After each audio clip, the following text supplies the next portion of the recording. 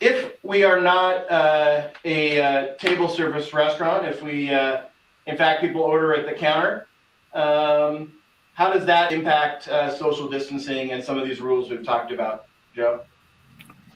Yeah, the social distancing standard stays the same.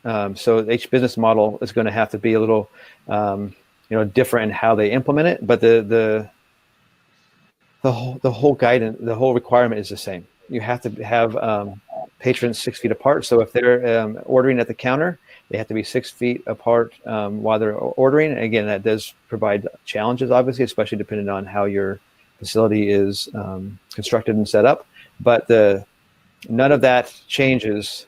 The business model doesn't change the fact that individuals, dining groups, have to be 6 feet apart. Right, and I think I can add some additional background here too as well. In talking about what does table service mean, we're ultimately talking about are you eating and consuming the beverages on site? So if you offer that, right, if you offer a dine-in option, that's what is being discussed here. If folks are just simply coming in to place an order and wait for that order to be completed and pick it up and go, there still needs to be a social distancing plan in place. Versus the dining room, you're going to need to think, if you've got fixed tables and booths, you're going to need to think about how you would make sure folks can't sit at those tables if they're less than 6 feet apart.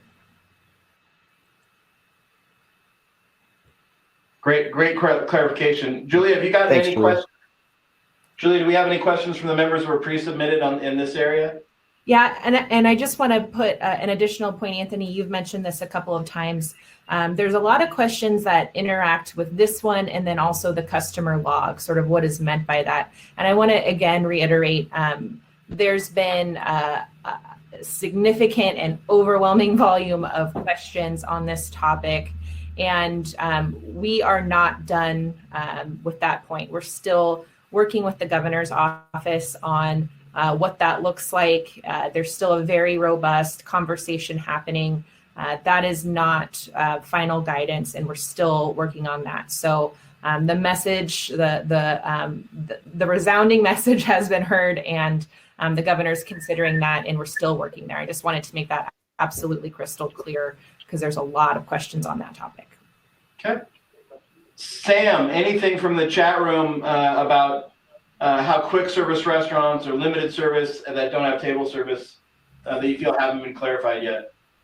Someone just asked a great question about self-service drink machines that you'll see in quick service, and if those are still, and how an operator should handle that.